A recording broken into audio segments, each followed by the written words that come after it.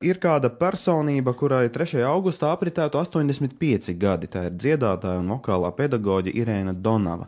20. gadsimtu otrajā pusē mēs varam saistīt tieši ar šīs personības vārdu, ja runājam par vokālo mākslu un vokālo pedagoģiju.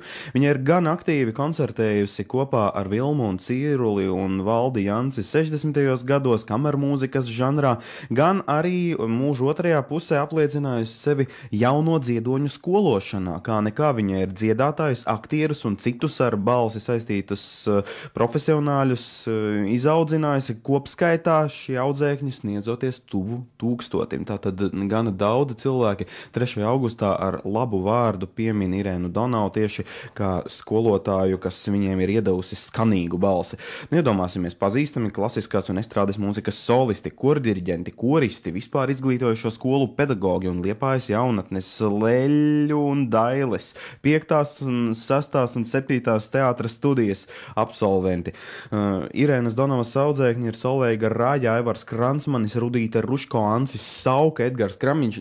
Ja jau es mēģinātu nosaukt visu sarakstu, tas būtu ļoti garš un vienlaikus mēs gūtu kaut vai attālu priekšstatu par to, cik izcilu darbu sava mūža laikā ir paveikusi šī burvīgā dāma.